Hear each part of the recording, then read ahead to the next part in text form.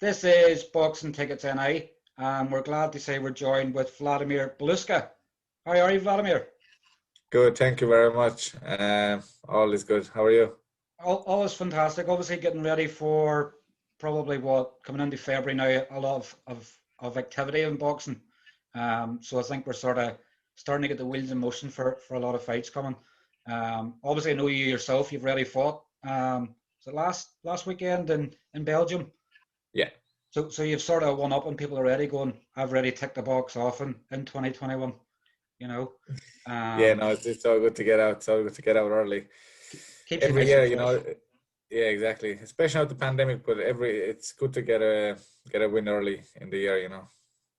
Definitely is. So obviously I want to sort of go back a wee bit. Vladimir, you're not originally from Irish descent. You're originally from Slovakia. When did you move to Ireland? On my 13th birthday, I'm 25 now.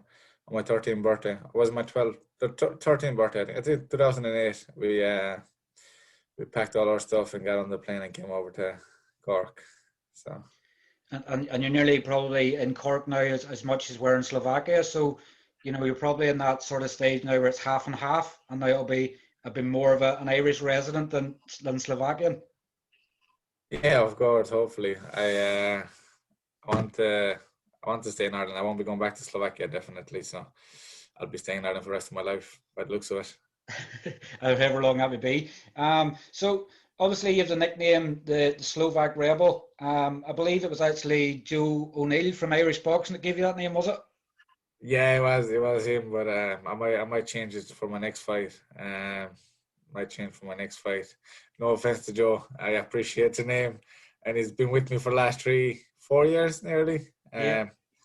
But no, I'm looking to change something else. Maybe Big Bad Vlad or something. I think I'd say it in the last and for your fight last week, Big Vlad, you know, Yeah, exactly. Something like that. It'd be funny. change is always good. So hopefully Joe doesn't take it too bad and too personal. Yeah, Obviously he changed the name as well. they'll never do an article on me again. You just have to ask Johnny instead. Yeah, exactly. So did you obviously you moved over when you're 13? Had you started boxing in Slovakia beforehand, or was it just whenever you come to Ireland you started boxing? I did a little bit of boxing because my brother was at that stage in Slovakia. He was actually an international boxer, so he had a lot of fights. By the time we moved over, I think he might have had 50, 60 fights. So I was always trying to copy him. I went to the gym with him a few times to annoy him back in Slovakia. But it wasn't anything consistent, or I didn't have any fights. I was just kind of going around just to annoy my brother, really, just to wreck his head.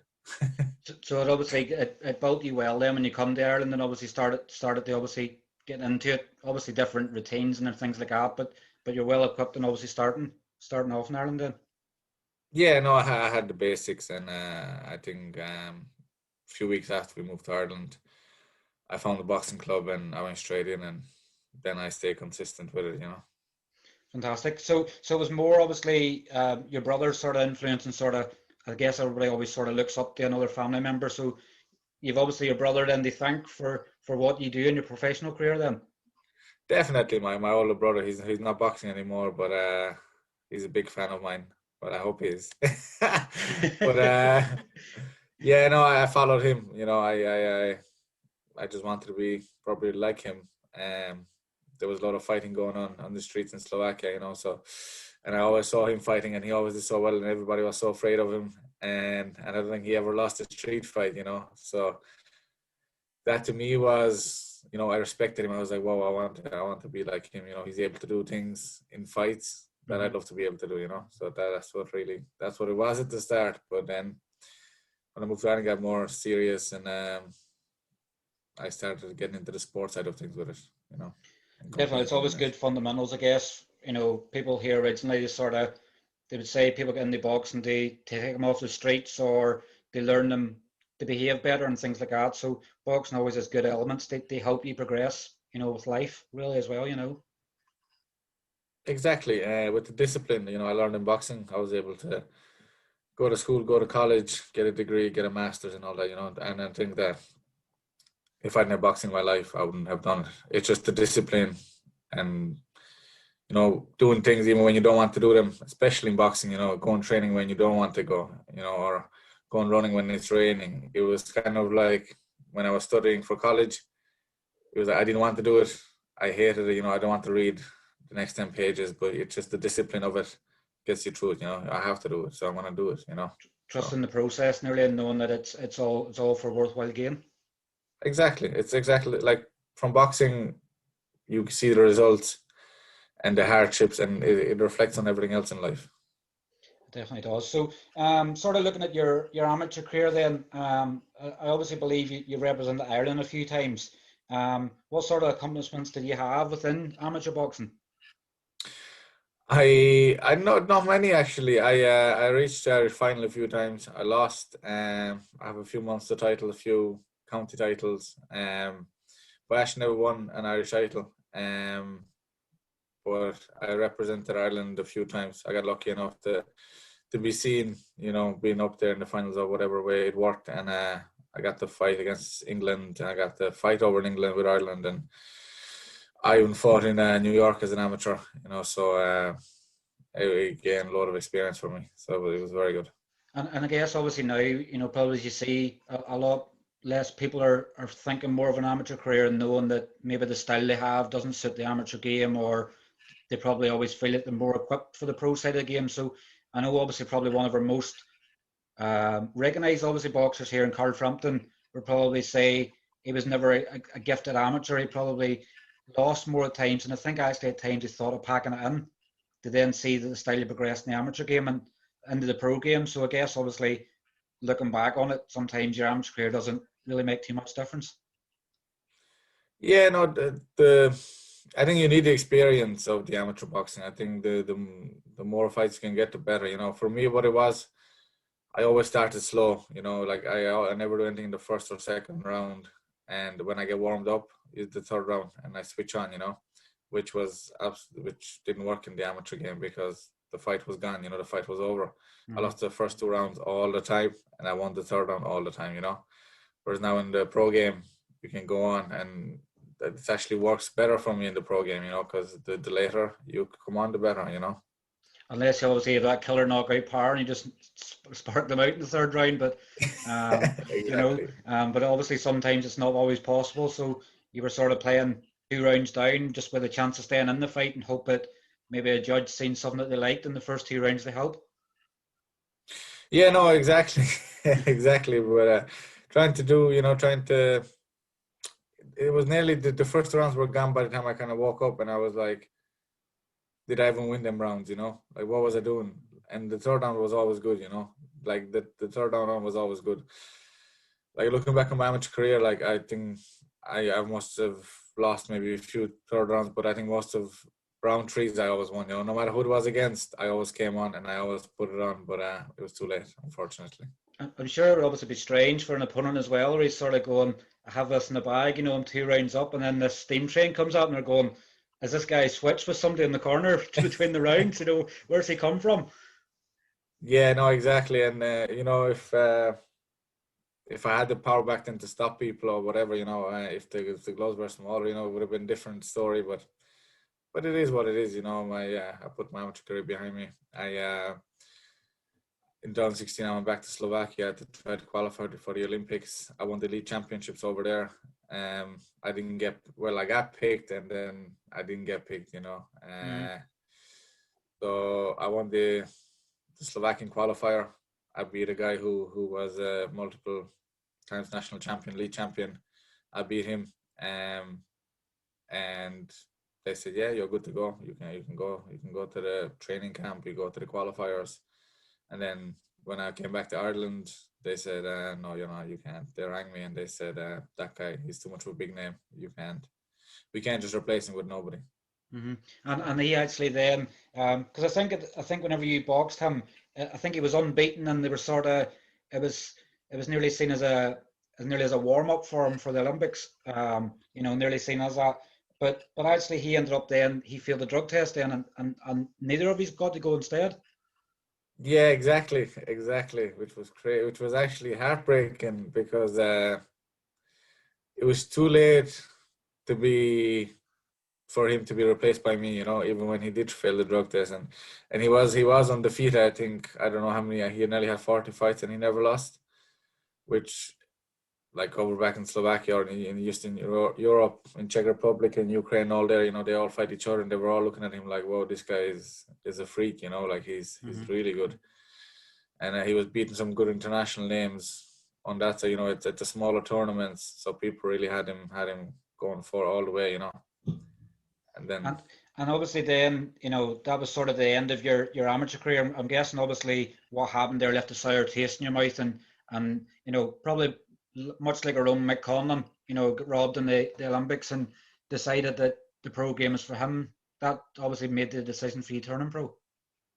Yeah, exactly. I weighed out my options, and I didn't see anything else there for me. I had nowhere else to go. I was never going to give up boxing. I was never going to quit. So it was either stay in the amateur game for 4 more years and try to go again and try to reach what every amateur boxer trying to reach, the Olympics, or just turn professional. And at the time, it was a lot easier for me just to leave the amateur game behind me. And I know obviously the your pro sort of thing came about. You were over sparring JJ Madonna in England and Kaz Evans at Spotty, and obviously it said about you turning pro. Yeah, no, I was trying to get sparring with JJ, and that's how I came about to find Assassin Boxing, and I got in contact with Kaz, and Kaz was like,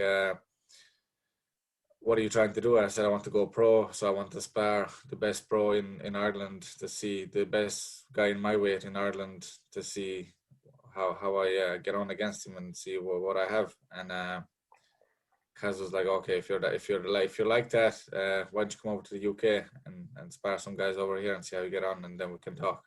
So he flew me over to Brighton.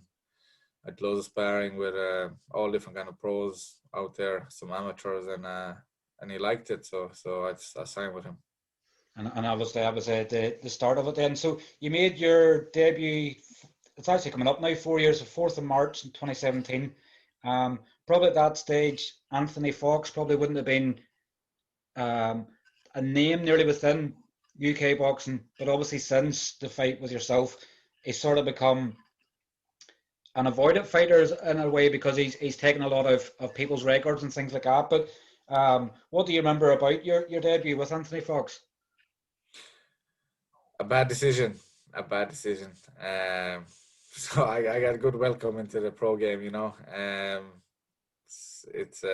but it taught me a lesson, just after that, I just went into, the plan was just to go in and outbox him, go the distance, get the round in, which obviously didn't work out. It was a draw in the end. He was a lot better than I thought he was, and I think he proved that afterwards with the guys he fought. He fought 10-0, 12-0 people, and he beat him.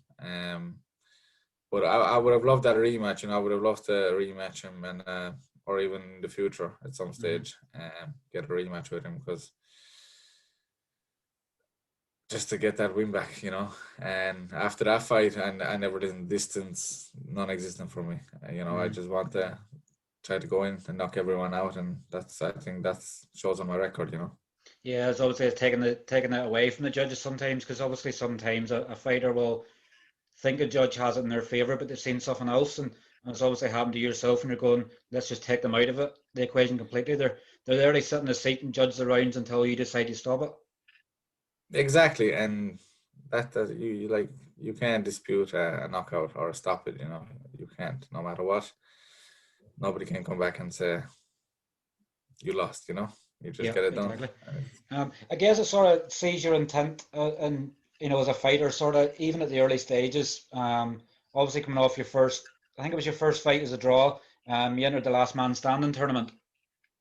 You obviously come up against the eventual winner in Roy Sheehan, which is obviously, Roy was obviously a very talented amateur, and after the last man standing, we didn't get to see him again. But what was it like to share a ring with Roy? It was good, I came into that tournament on a few days' notice, but it was such a good opportunity. I had to go in, and I kind of knew, I knew when they offered it to me, I was like, I bet you I will draw against the favorite. I will draw against Roy, and it happened, you know. And no, it was good. I think I was doing well in that fight. He dropped me in the first round. I got caught square and I lost balance, and I was like, well, this is gone. If I don't knock him out in the next 2 rounds, I said, this is gone. And he threw him down to the ground then, because I was only trying to chase him, and he was just moving around. I think I've asked for that fight for a 6 or 8 rounder, which I think would be a different story, you know. I asked for that fight over the years, and obviously Roy's gone from boxing now, but I think it would have been a different result if it was a 6 or 8 rounder, you know. I think that tournament, obviously, he was a good amateur. The tournament suited him with the 3 rounds, and he won it, you know. So he's a great boxer. He's very good on his feet. He's very fast and very accurate, you know. But we'll never find out, I guess, what would happen in round 4, 5, 6, 7, 8. Yeah, exactly. I know obviously Roy then decided not to obviously finish off with obviously things that happened within the tournament, with prize money and stuff like that. So he decided to sort of hang the gloves up. Probably you have to respect him for the fact that he didn't get paid at the time. Obviously, throughout your career, obviously it's, you always see in social media, I would always say it probably shows the type of person you are. You've always invested in the improving in your career. You obviously talked there about, you know, before you made your debut and sparring the best guys that was there. You've obviously shared rounds with Chris Eubank Jr. And even Spike O'Sullivan. Probably 2 of the standout ones I would know. How obviously did these opportunities sort of come about, and what did you sort of take from them? And probably, I guess, more than anything, what was it like, obviously, with Chris Eubank Jr., because he can sort of be, as people would say, he can be a bit Marmite. People can either love him or hate him. I was training in Brighton, and I think Kaz was good friends with Ronnie. He's well, I don't know if he's his trainer or the guy that's always around with him. And they were looking for sparring partners, and I think it was just the right place at the right time. Kaz said, I have a super middleweight here. He's only after turning pro, but he'll be good. He'll be good for Chris. So honestly, I'll tell anyone, I only went over to get a picture with him, you know. I was like, I'm probably going to get killed here, 6 rounds of taking a beating, but it'll be well worth the picture. So I don't really care. But then I went in and I held up against him. I did really well against him. And I was kind of surprised, and I think Kaz as well. And Conor Slater was there at that time as well. I think we were all surprised that I was able to hold my ground with him, you know, and not get killed or blown out of the ring. So then they just, we exchanged contact details, and then they just kept asking me to come back for all these camps to spar him. And me and Chris, like, we got on really well. He's a really nice guy, you know. He has a switch, and it's really strange. Like, he's humble, he's really nice, really good to talk to, you know. He asks you about your family, how you're getting on, you know, about everything, how was the traveling over, all this, and then he just switches when he starts wrapping his hand. He just switches, and he's just a completely different person. And in the ring, he's a completely different person. And then even after the spar, for a few minutes, you can't talk to him. You know, you couldn't just be like, oh, thanks for that, or whatever. You know, you can see in his face he's still in a different zone, and then he just snaps out of it like that, and he's just back to normal. It's really strange. So that's how that came about. Really, I was at the right place at the right time, and then I just kept going back, and I don't think I'll get to spar him again, because I know he's training over in America now with Roy Jones Jr. So I don't think he's planning on coming back to the UK. And then with Spike, he's from Cork. I'm from Cork. It's only natural that we'll fight each other, spar each other. And I sparred Gilberto Ramirez, he was a super middleweight champion. And that again, I was at the right place at the right time. I ended up being in Wildcard Boxing Club with Israel Duf, who's the Panamanian. I think he's like 20-4 maybe as a pro. And we were just hanging around Wildcard Boxing Club because he trains there. And Freddie Roach was there. And for me, Freddie Roach, I was like, oh my God, like, you know, like I was starstruck. And Israel was just talking, because he's Israel's trainer, so we were just talking to him normally, and I was just standing there with my mouth open looking at Freddie Roach. And he was like telling Israel, I was like, shit, he was like, this guy from Argentina just pulled out. He was meant to spar tomorrow. And I said, at what weight? And he was 168 pounds. I was like, 168. I was like, what weight class is that? Like, I have no idea how pounds work. Yeah. And he said, super middleweight. I was like, I'm a super middleweight. And he looks at me, are you good? I was like, yeah, I'm really good. And he was like, okay, be here tomorrow at 12 o'clock. And he goes, be ready for some rounds. And I was like, okay. I had no idea who I was sparring. I had no idea. Till the next day, till I got there, I had no idea. And then Ramirez came with his team, and like they all got out of the small car. There was about 10 of them inside the small car. They all got out, and he was a really nice guy as well. But he was huge, and it was like sparring, I don't know, somebody that's 10 weight classes above me. He was just so tall and you know what? I did really well against him. I think he was, for me to say now, and people might say I'm cocky, but he was very slow, but he was very good at what he was doing. But even though he was slow, he threw a jab, and you could see the jab coming, but his arms were so long that even when you got out of the way, it still kind of hit you. Yeah. And he was just strange style, I've never seen a style like that before, but he's like 40 and 0 now or whatever, so it's obviously working for him. But I didn't think he was great technically. He was just very good at the basic stuff, and he was very good at landing shots that you could see coming from miles away. It was just strange, It's a weird style. But I got to spar him a few times. And out of that spar, actually, they asked me, would I go to Big Bear? Fred Road said, would you go to Big Bear next week and spar Sergey Kovalev for a few weeks? Mm-hmm. And they offered great money and everything. And but I couldn't go. I had to come back to Ireland. And I was never as sad in my life because it'd probably be a bad spar against Kovalev, I must say, but it would have been a great experience, and I would have got paid for it. So I was a bit disappointed, not to, because I see a lot of guys in America were doing that. They were rolling from training camp to training camp. Mm-hmm. So 1 week they were sparring this guy, getting paid a good bit of money for it with accommodation and everything. Then the week after they would go to another camp, a week after another camp. They were living like this. So it's something I would have loved to do over there, but unfortunately I couldn't. Definitely a good way to make money as well. Then obviously if you move from sparring camp to sparring camp, and then you get yourself prepared for your own fight whilst you're getting paid at the same time. So it's probably a good way to do business. Yeah, exactly. And it's so big in America. You see all these guys who are 2-0, 3-0, and they come out of nowhere. They blow up, over in America. But nobody's seen that for the last 3 years. They've been sparring this guy, sparring Golovkin, sparring this guy, They've been camp to camp, and they've been really learning. And that's how it works over there. And it's crazy. And they have money, and it's really cool, It's a different lifestyle over there. There's definitely plenty of memories, obviously just even within the sparring, but, at the end of the day, when you finish boxing, you can go, I sparred this guy, I sparred this guy, I sparred this guy, and I actually fought quite a bit myself as well. Like, you fought, I think BoxRec is correct at the moment. Obviously, I know BoxRec, sometimes they're slow in picking up cards, but you fought 15 times. Is that correct now as a pro?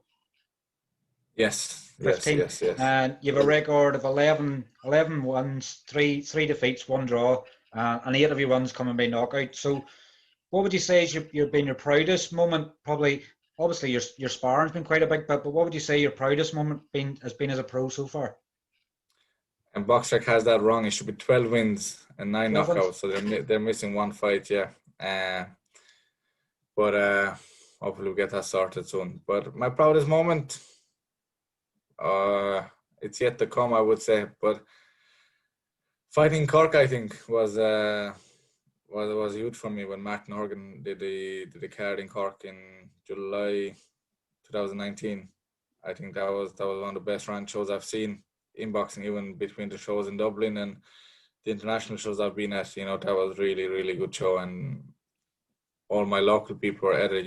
So it was very good because it brought people to see me fight that I would have never thought that they would be interested in coming to see me fight. Mm-hmm. I had people, I think the day before the fight, random people texting me on Facebook looking for tickets, which was crazy for me, because even when I fought in Dublin, I couldn't sell tickets because Mm-hmm. people just wouldn't travel because it was too expensive. It's cheaper for people to come support me in the likes of London, get a flight from Cork to London, Yeah. I think for them to go to Dublin, get a hotel, get a ticket. So for them to come out in Cork, it was great, and I would love to do it again. And that was that the Ring King show, was it? I can't even remember what it was called. Everything's been on that much the last year, so that you can lose memories of things that's happened. I think it may have been, I think it was the Ring King show, or Was it Martin Power or something that put it on? Was it Martin Horgan. So Martin he Horgan? did Yeah, I think it was the Ring the Kings. Muay Thai world title was first, and then the boxing came on. And Yeah, and it was I know they have intentions, obviously, of potentially doing one again this summer. But obviously, a lot of it will depend on the pandemic we're currently still in. yeah, of course. And unfortunately, it doesn't look very likely that there'll be any crowds at any shows anytime soon in Ireland. So. And what, obviously, it's not sort of, it's something that just come off the top of my head, sort of, because I know you yourself is obviously, away from boxing, you're a very, very smart man. There's probably not too many boxers that still have an education behind them in boxing. You just completed your master's in business and you're about to start now into your PhD. So you're a smart man, obviously, in behind, punching for money, so to speak, So what would you say in terms of, obviously, because I know in Ireland, obviously things happened with it, within politics and things like that, but what do you think's obviously needed to obviously bring boxing back more in the south of Ireland? In Belfast, boxing could happen every weekend, but what do you think needs to change in the south for obviously boxing to return? Good question. I think the Boxing Union of Ireland needs to ease off. I think they're just making it so difficult for fighters to fight and shows to be put on. Like you see in the UK, there's shows every week, and I think even before it was so easy to run a show, but it's so difficult. And I know that from my experience with Assassin Boxing, and I was trying to learn from them, trying to be involved in them, organizing the shows, and when I saw what they had to go through to put on an actual show, and the amount of money that it cost up front, not even the venue, but for the different licenses, the this and that and insurance and everything just seemed to be made so that you don't run a show. It just seems to be the exact opposite, not trying to push people to do shows and do them regularly. It was the exact opposite. Like it just, everything was against it, and it was a challenge for a promoter to run a show rather than the other way around. So I think there needs to be a lot of changes in the Union of Ireland. And I know they have nothing to do with the insurance companies or whatever, but I don't think that's anything we can control. I know the insurance cost is huge at the moment to run a boxing show, and I don't think that can be changed unless somebody does something about with the insurance companies. And probably needs probably any card probably need a star attraction. Probably they think of obviously probably the biggest name you could probably bring in the south to bring a crowd and probably change things with Katie Taylor. She could probably sell out Croke Park in 10 minutes. So, but then when they weigh it all up, is it probably worth them doing that when they can put on glamour fights in America and things like that for her? Exactly, and I think another huge thing is fighters need to start fighting each other. There's no point. Like, this is why I think most fights don't happen. Most fighters don't get to fight because they rely on selling tickets to pay for their opponent, for some guy to come over from Eastern Europe and take a beating. I think it'd be so much cheaper for everyone to just fight each other. Like they stop protecting your record. Just get in, fight, and look. If you don't win, you're gonna fight again and fight again. And it's not gonna affect you. Just keep fighting, rather than building a record and then losing when you're 15-0, 16-0, and losing when you step up.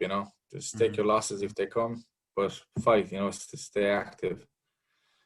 I think that's you see a lot of fighters at the moment that used to fight all the time. They used to fight all the time when there was ticket sales, but now can't even get a fight because what else do they have? They're afraid to step in against somebody, a worthy opponent. They're afraid to fight each other, and now they're sitting at home with the last 2 years, and who knows how long they're going to be sitting at home for. And then they're obviously having to question, what do they do in the sport and stuff. Obviously, I know some fighters have retired, through that, but you raise a brilliant point. Sometimes that people are scared to step up, and the fact that they might get beat, and probably they haven't marketed themselves enough to re-go again and sort of rejig what they're doing, where they think sometimes a boxer will think they're invincible. They then face a defeat and then they go, will I do this sport again? Because they get beat once. They're probably scared to rebrand themselves and go again. Exactly, and it's so much easier to lose early in your career. You know, it's so much easier to, like, these guys are fighting nobodies anyway. So why not step up, have a big fight, see where you weigh out against somebody that's probably being built the same as you. You know, if you're both 6-0, just fight each other, see who gets the better of who, and then you can go back to fight nobody for 2 or 3 more fights. You know, build your record back, get your confidence back, get your wins back. You're back in the same position. You know, exactly. Sort of would lead us on to a good point. So within your preferred weight, I would probably say super middle. Yeah, definitely super middle. But I will be looking to go down the middleweight. Looking to go down the middleweight. There's probably, you know, when you look, if you looked at the box rec for Ireland, you've only got one boxer who's Padraig McCrory, who's been relicensed as Ireland when he has a British license. So something's changed there within box rec. That's changed somehow. But obviously, other than that, there's no super middleweights in Ireland. You know, but obviously, when you look at middleweight, you know, I have a few names down here at middleweight because I wasn't sure on where you would look at. So you look Keeler, Spike, Jason Quigley, Conor Coyle, Craig O'Brien, McCarthy. So for you yourself, and obviously doing that, it shows the sort of person you are and knowing I've got more opportunities at middleweight. You know, so if you were sort of looking at somebody, and I say I'm not doing this for a clickbait sort of thing, but who would you like to fight in Ireland? We wanted to fight Craig McCarthy. We offered him the fight. We offered Craig McCarthy €3,000 to fight me, all expenses paid for, everything, right? And you'll never get a fighter telling you the truth, right? But I'll tell you the truth. We offered the same deal to Chris Bellini to fight me in Poland, because we have really good contact in Poland, on national TV over there, on a really good show, really good build. Everything was perfect, you know, like big show, good undercard. Everything was good money, you know, €3,000 for those kind of fighters who have been making nothing. They've been just breaking even by selling tickets, you know, just to step up and fight me. And, you know, they've been calling me out. I'm not a good fighter according to them. So why not? You know, you get an offer to beat up somebody. But they both refused, you know, and I thought it was a good deal. If somebody offered me that kind of money to fight him, any Irish fighter, if they offered me to fight, you know, even for free, I would fight him. So we offered them the money. They said no. Chris Bellini retired. Craig McCarthy is chasing God knows what. And here we are, you know. I don't know who else I could fight in Ireland. I don't know who else is out there. Padraig McCrory. We also contacted MTK recently, asking could that fight be made.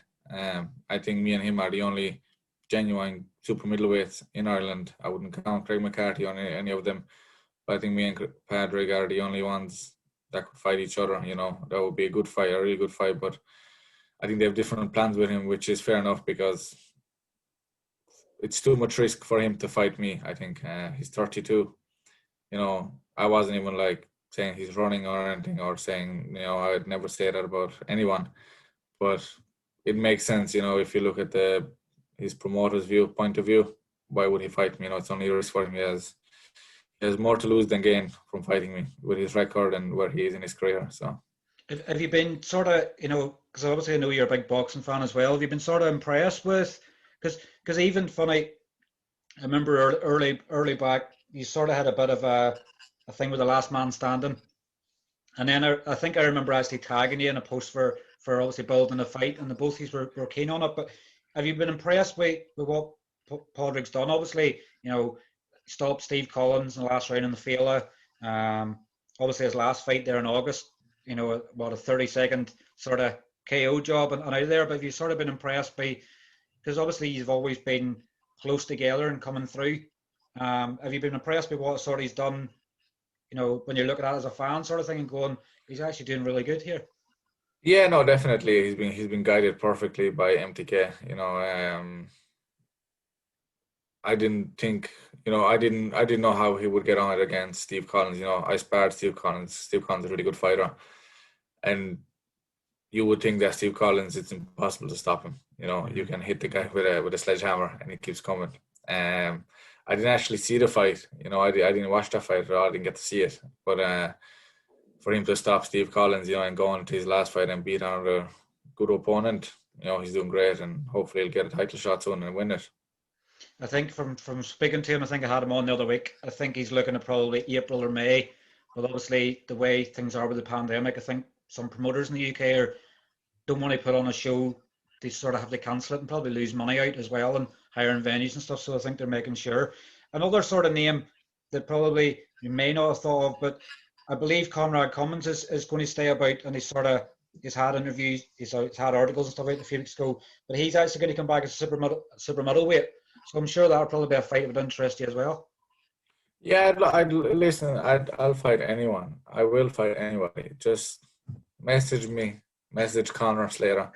I'm not out there. They're gonna ask me. Like, a lot of guys called me out, right? A lot of people called me out, and when we get on to them and say, okay, let's make this fight happen, they ask for 20,000. They ask for 30,000, and you start thinking, like, what are you talking about? Like, you see a lot of people calling out each other, and they're like, okay, so.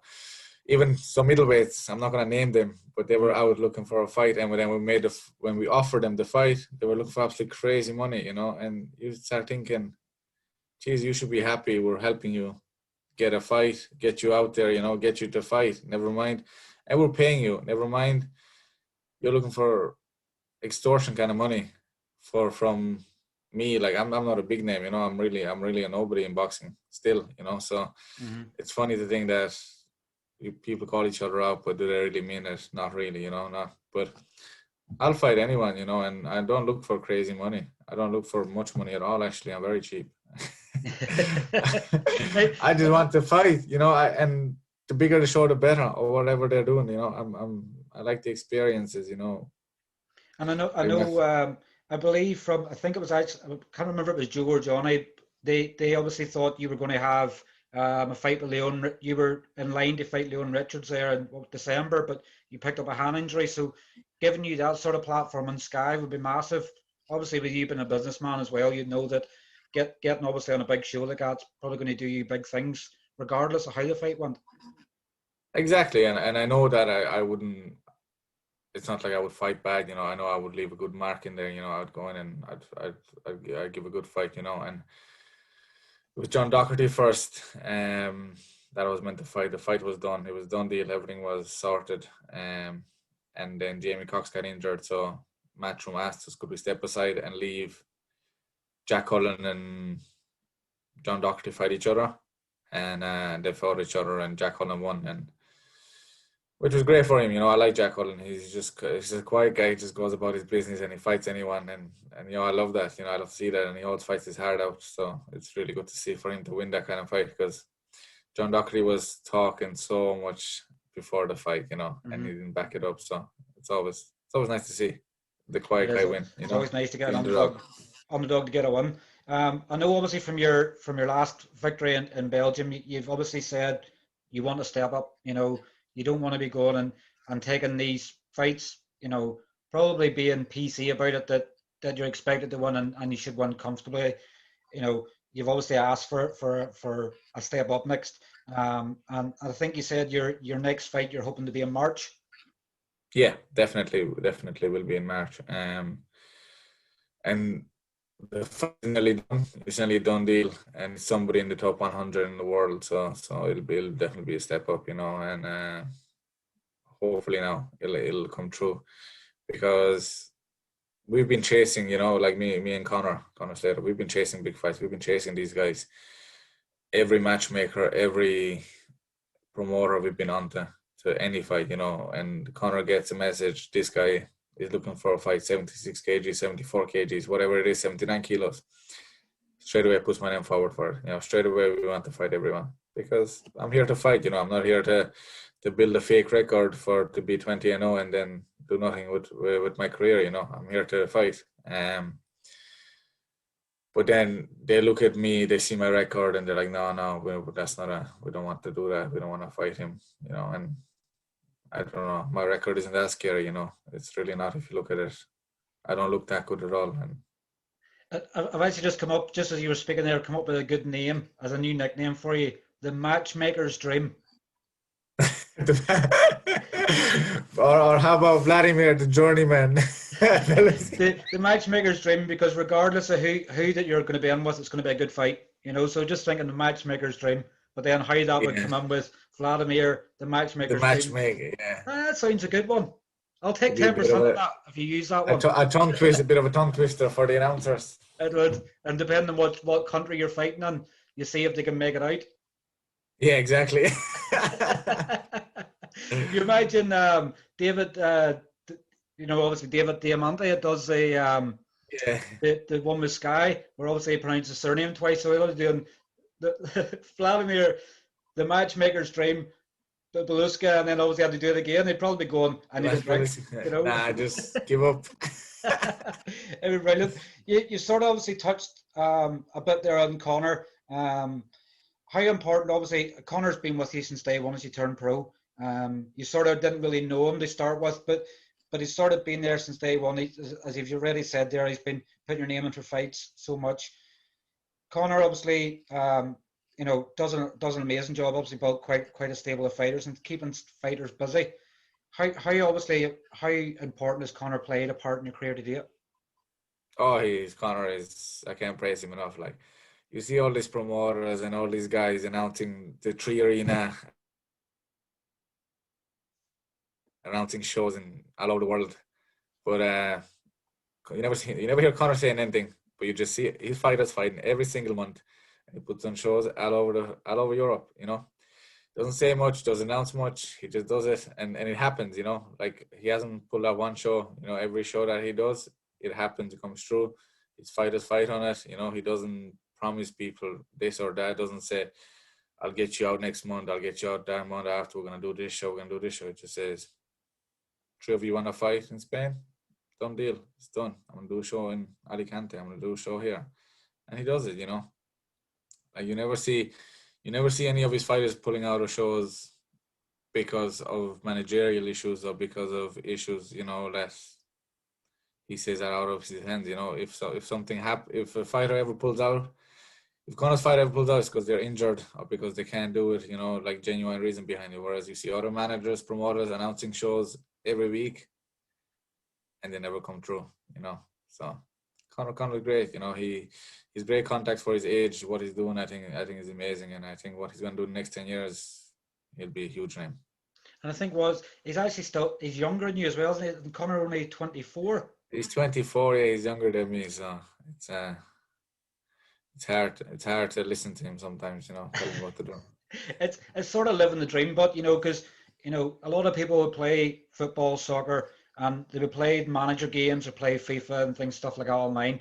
Conor's actually forgot to be playing the games and went, I'll actually be in the game. I'll actually go and represent fighters and shows all around the world. And it's brilliant to see. Obviously, he's probably nearly be better class than as stable as Globetrotters, because obviously there's a different country every time you're fighting. So you could probably say to him, I've never been here. Let's get a fight here, and that's sort of probably what he's doing, Yeah, no, Conor's as crazy as Kaz. Kaz used to come up with some crazy ideas to run shows down in Africa and all this crazy stuff, and Conor's exactly the same as him. He says something, you're kind of half thinking, like, he could have said back in October, I'm not run a show in Alicante next month. And you look at him like, shut up, like, and he's like, yeah, you're gonna be on the show in Alicante next month. And then you're like 6 weeks out, you're on that show in Alicante, that. And you're like, to start training. And then it's November. Then he says again, do you want to fight in December? There's a fight here in December for you. January, February, every month. He just like, you can fight here, you can fight in Belgium, you can fight in Germany, you can fight here, you can fight in Spain. It just every month, like, he's just trying to. I could fight every month with Conor, if I wanted to, which I don't think any. And same with Tony. So Tony's only been a pro a couple of months, and he's 4-0. Ryan O'Rourke, look at Ryan. He's been fighting nearly every month as well. I think Ryan made his debut a year ago today as well. So 5 or 6-0. So I mean, 6-0, that's crazy. Exactly. That's like, you never see that happening. You wouldn't see it in Ireland anyway. You wouldn't see it around here. So you wouldn't see any other promoter doing what he's doing, or manager, or whatever you want to call him. A young boy. And obviously, if he keeps doing what he's doing, he's going to continue to grow and probably the good thing sometimes is he's not taking the focus away from the boxer. It's all about the boxer. He's getting his fights. he doesn't want to take the praise sometimes. So he'll probably send us a mail saying, "Stop praising me. I don't want praise. I'm just here to work for fighters." And that's probably the right approach to have sometimes. Yeah, exactly. And he's so quiet, like he's so behind the scenes all the time, but he always makes sure that everything is right. Everything is perfect for the fighter. Like even if we ever need anything, he's there. He's always asking, "Do you need anything? Is this okay? Is this okay?" Make sure that we get what we need. But obviously, with you yourself, obviously being in the business and sort of look at the model, would that be somewhere you would look at when you're finished your pro career? Probably you're only 25 now, so you're probably still a long pro career, ahead of you. But would boxing be something you'd like to get into in the background yourself?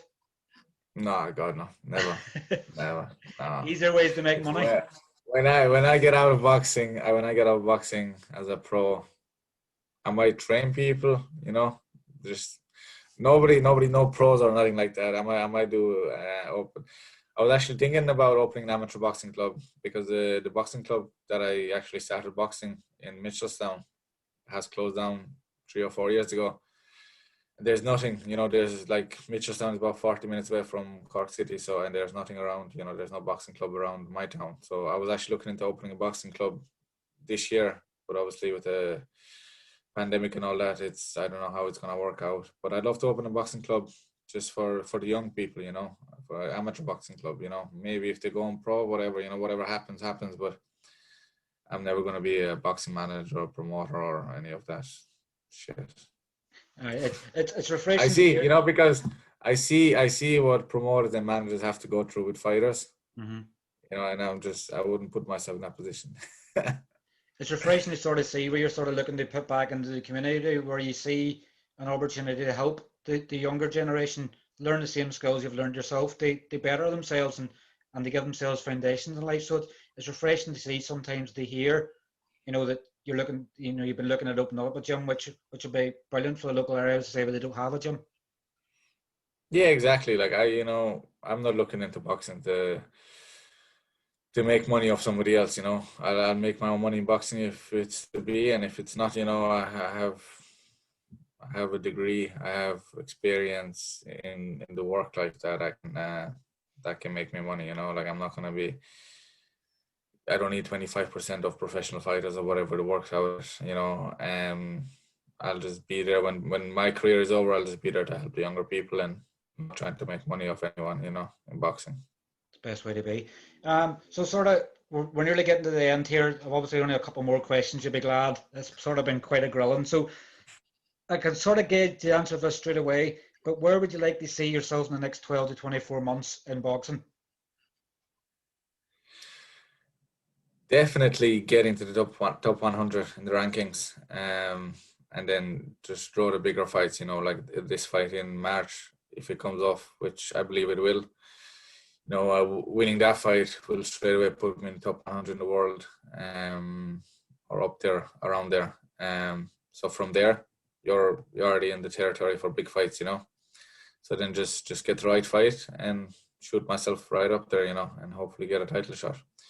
Because you have no idea how many title offers we've got, this and that, and there's always some stupid reason why the fight didn't happen, there's always something why the fight didn't happen, and for me to be able to get a fight on 8 weeks notice, a big fight is huge, because if you look at my losses, a few days notice, a week's notice. The WBC Youth World Title was a week's notice as well. I was actually in Brussels with college for 2 weeks. We were working over there doing some studying and stuff. Working with companies over in Brussels. When Conor rang me and said, "There's a WBC Youth World Title for you next week if you want it," I said, "Why can't these things happen on a?" At least I was back in Ireland training, but I haven't done much in 2 weeks. I've done a bit of running, but I'll go into it, because it's an opportunity and anything can happen in the boxing ring. So yeah.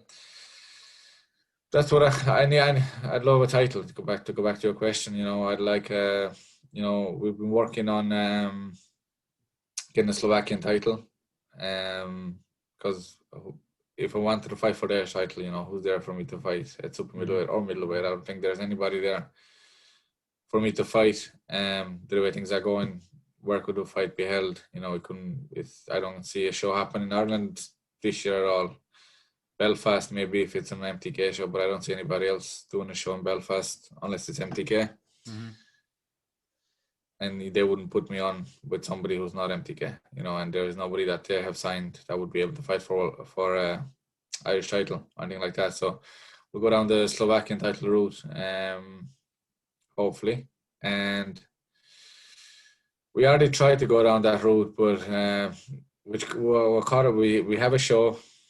We had everything. We had an opponent. Everything was ready. And Ramirez announced they're not going to do any flights to that area, the Czech Republic, Austria, or you just couldn't fly to Eastern Europe. If you actually look at flights right now to go to Eastern Europe, you can't. You know, it's not possible. So the best option for us to do was to fly to Poland and get the bus or get a drive for 7 or 8 hours. So, but we're still looking at that. You know, if it comes off, we'll see if that works out. If you go there a bit earlier and do travel the 7 or 8 hours, you know, it'll be worth it. But we'll see what happens with this. Like, my main focus is the fight in March against this top 100 guy in the world. And after that, whatever happens. If it's the Slovakian title or different title or other big fight on Sky Sports or whatever, we'll go with that, because we get on well with Matchroom now because of what happened with the John Doherty fight and then the Leron Richards fight. So we're in there with them, you know. So they know about us and they know we're ready to go whenever they come back. Whenever they have a fight for us, we'll be there, you know. Yeah, fantastic. Obviously looking at the Irish boxing scene, you know, it's sometimes you look at it, you probably say the last 10 months of the pandemic, Irish boxing's probably even taken a bigger mantle, obviously, and you probably don't look at a UK card now if there isn't an Irish boxer on it. Who would you say you've been impressed by the most, and who's been your standout performer? Ooh. Ooh. I hope I pronounced his name right. Caomhin Hines. Caomhin Oh my Hines God. Agyarko. Yes, unbelievable. I'm a big fan of his. I love the way he fights, and I want to be like him. I want to fight like him. The plan for me in my head when I go into a fight is to look like him, but you know, it doesn't happen in the ring. But actually Caomhin on the other day, and you know, he just committed to boxing so much, you know, like whenever when he turned pro, he decided he wasn't going to stay in Belfast. He was just going to go to London, you know. And it's refreshing to hear, you know, of somebody actually, probably like yourself, you're not fighting where you're originally from, and it's just about doing the best you can. And you know, his ambition is to be the first Irish black world champion, you know, and what a target to set yourself, you know. So he's like yourself, he's smart and he knows what he wants to do and how to get there. It's just getting the right fights at the right times. No, definitely, you know, and I've no doubt he will get. He's very good, you know. I like watching him, and the way he fights is really nice to watch as well. You know, it's good for the fans. You know, he styles very good for the eye as well. You know, so even the casual fans will love him because he literally fights like Mike Tyson. You know, but I'd still fight him though. If they offered me to fight, I would fight him. At middleweight, if they do the middleweight, let's do it. You know, it was sort of said, you know, he was brought in. He was brought in to spar. I think he sparred 5 rounds of Billy Saunders before the Canelo fight fell through the pandemic last year, and he was supposed to fight. He's supposed to actually spar Callum Smith in the lead up to the Canelo fight. So I think both camps were sort of looking at him as like Canelo, you know. So he was sort of taking a lot of praise and going, you know, they're actually calling me to spar these guys. They actually think I'm like Canelo. So he said it gave him such a buzz to know these guys actually think I'm like Canelo. Happy days, you know, because let's face it, you know, people are fans of Canelo or they're jealous, whatever, but what he's done, you know, he's been boxing, 15 years? He first started boxing at 15. And what he's done in the sport of boxing is incredible, you know. There's talk, obviously, now, he fights, obviously, Yildirim at the end of February, and then straight off the back of that, straight into unification with Saunders as well. So, you know, fair play to him. He's like yourself. He wants to fight. He just wants to fight. You know, he doesn't care. Just take the politics away from it. Let's fight. And whoever wins, whoever wins. But Canelo, you know, it'd be hard for you not to be a fan of him because, you know, he's an absolute beast. Yeah, no, he's. I don't think there's anybody gonna come nowhere near close beating him. He's a different level completely. He's like when Mayweather was in his prime, you know, and then he lost to Mayweather, and then after that he just became so good. It's like that loss did so much for him. It did more for him than a win against some other guy would, you know. He became like, if you really look at his career, and he even says it, that taught him so many lessons, that fight, and you can see that he's doing a lot of things that Mayweather did, you know, when he was younger. The way he's training, the way he's doing the pads, the way he's doing everything is nearly the same way that Mayweather was doing everything, you know. So and he's extremely good. It's definitely, obviously, it's one that everybody's sort of watching. I think probably, in my own opinion, I probably would like him to see him either have obviously the third fight with Golovkin. Obviously both fights were very close, but a sort of dark horse I sort of have in the background is Caleb Plant, that obviously fights, defends his title against Truax tonight. So I love the backstory of Plant. He lost a child very young, and obviously had the memory then of becoming a world champion. And he has the right fundamentals there, but it's all well and good probably saying, I think he may actually do things in the fight, but then until they fight, it's going to be completely different. Exactly, and he hasn't been tested. He hasn't actually. I don't think he's fought anybody in that would be looked at as the top tier fighter. So he looked really good against the people he beat, but I don't think he'll beat Canelo. I know. And to say this, and people might not like me, but I don't really watch boxing as much.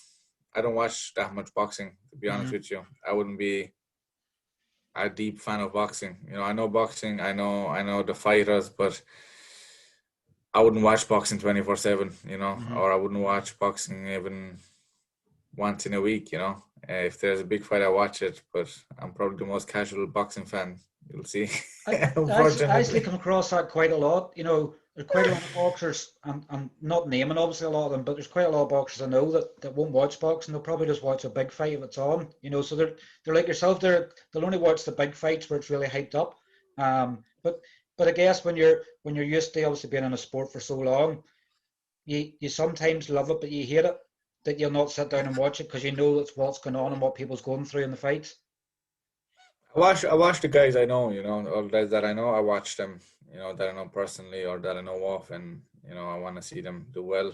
Or if there's a small, like two guys who are 50-50 fight, that are not famous or big, and if they're fighting, I like to watch that, but I wouldn't be too crazy in the boxing. I just feel like I'm too busy to be doing that, with everything else going on. Yes. I've got to the end of my questions. And I can't think of any more off the top of my head, on what I want to ask. There's one more I wanted to ask you on. You're obviously a big businessman. The YouTubers coming into the sport. Funny, I was asking Caomhin this the other day, and he'd obviously a good opinion and going, they market themselves very well. They've obviously come from a background where they've built up a following on social media. Do you think, is it, in some ways, yes, it's good because they're bringing money into the sport, otherwise it's not there. But what would your opinion be on the likes of KSI and Jake Paul and coming into boxing? They're bringing in money, but I'm not making the money from it, and you're not making the money from it. So who cares if they're bringing in money? What I would say is that if they're on the undercard of likes of Billy Joe, or if they're on the undercard of somebody like that, and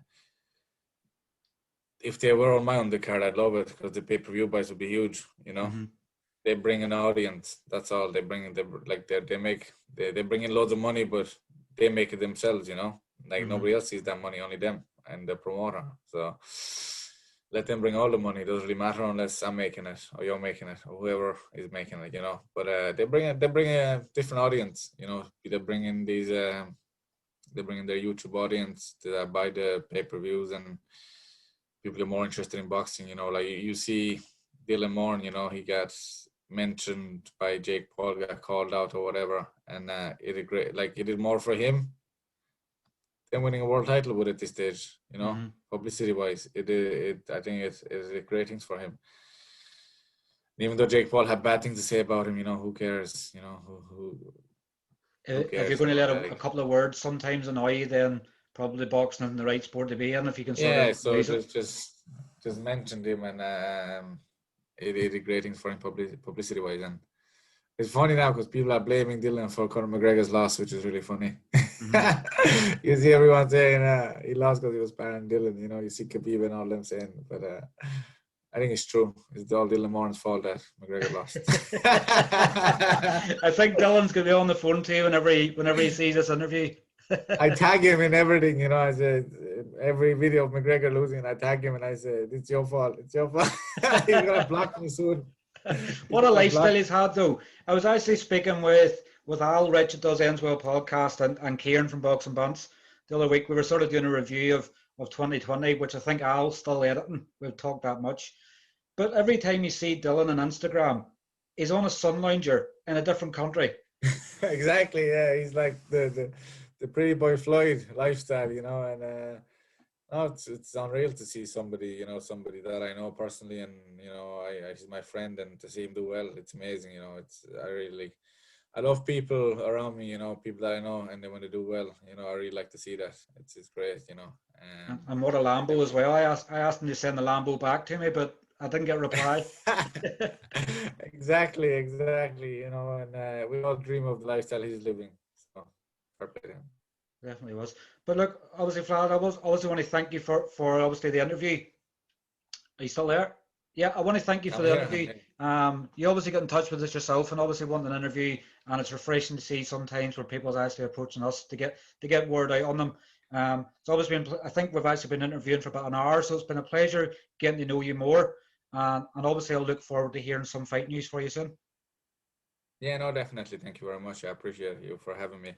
This is actually only my third interview as a professional boxer, so that's why I did the Enswell podcast 2-3 weeks ago, and that was only my second time ever doing it.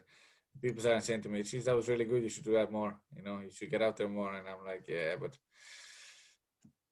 maybe I will now. Maybe I'll try to do as many as possible. You know, and try to get my name out there. And also, if Conrad Cummings wants a fight, text me."